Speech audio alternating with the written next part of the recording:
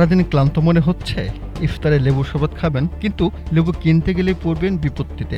প্রতি পিস লেবুর দাম ৩০ টাকা, অর্থাৎ এক হালি লেবুর দাম ১২০ টাকা। বর্তমানে এমনই চিত্র দেখা যাচ্ছে রাজধানীর বাজারগুলোতে। রমজান শুরু হতে না হতেই প্রতিটি পণ্যের দামে আগুন। পেঁয়াজের দাম বাড়তি, বুট ১০০ টাকা কেজি। আমি কিন্তু কিনি ২ কেজি, কিন্তু দাম থাকার কারণে ১ কেজি কিনছি, অল্প অল্প কিনছি। কাঁচা বাজার থেকে মাছ অথবা মাংসের দোকান, কোনো জায়গাতেই শান্তি নেই। দাম যেন আকাশ ছোঁয়া। রমজান উপলক্ষে বাজার যেখানে অস্থিতিশীল, মানুষ তখন আশায় বুক বাঁধছে রাজনৈতিক পরিবর্তন তথা বিএনপি ক্ষমতা নেয়ার পর ভোগ্য পণ্যের দাম হয়তো কিছুটা স্বাভাবিক হবে। রাজধানীর উত্তরবাড্ডা কাঁচা বাজার ঘুরে দেখা যায়, গত সপ্তাহে যে পেঁয়াজের দাম ছিল ৪৫ থেকে ৫০ টাকা, তা রমজানের আগে এখন ৫৫ থেকে ৬০ টাকা। এছাড়াও সকল ধরনের খেজুরের দাম প্রতি কেজিতে বেড়েছে ৫০ থেকে ১০০ টাকা। চিনির দাম অপরিবর্তিত থাকলেও ছোলার দাম বেড়েছে প্রতি কেজিতে ৫ থেকে ১০ টাকা। এছাড়াও চাল, ডাল, তৈল সহ সকল ধরনের মশলার দামে বাড়তি।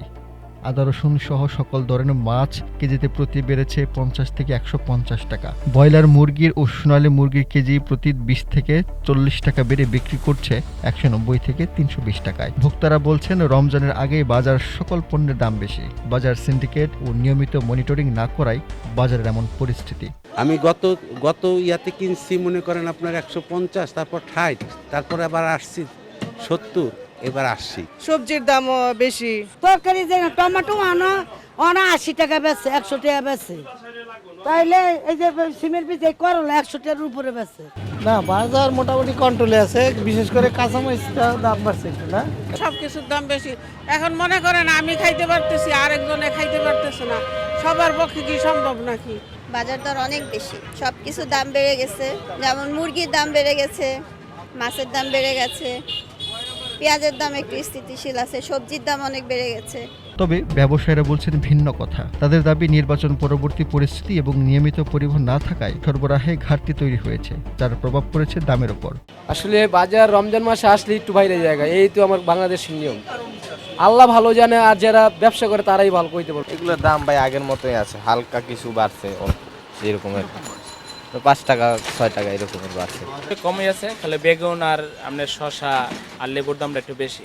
এই কালে কখনো সিজন থাকে না, মানে সবসময় এরকম বছরে আসলে সবসময় দাম বেশি থাকে। না, রমজানের কারণে চাহিদা এরকম বাড়তি না, কিন্তু উৎপাদন কম হচ্ছে, এই কারণে দামটা একটু বেশি। খালি এই ৩টা জিনিস হয়েছে, আর অন্য কিছুর দাম বেশি না। বর্তমানে প্রচুর খেজুরের দাম বাড়তি, কার্টনে ৩-৪০০ টাকা। দাম কম ছিল যে কিছুদিন হয়েছে বাড়ছে, ২-১ দিন। আমাদের পরে আমরা যে আনছি গোড়া থেকে, ওখান থেকে আইনে আমরা লাভ করতে পারি না। এই মালটা কেনা পড়ছে 300 টাকা, আমরা বেচতেছি 300 টাকা, এখন তো আমার লাভ হইতেছে না। নেশোতি কেনা পড়ে 380 টাকা, বেশি 350 টাকা, তাহলে আমার 30 টাকা লস হয়। রমজান সংযম ও সহমর্মিতার মাস হলেও কিন্তু বাস্তবে বাজারে উল্টো চিত্র দেখা যাচ্ছে। ভোক্তার অভিযোগ করে বলছেন, প্রত্যেকটি পণ্যের দামই আকাশচুম্বী।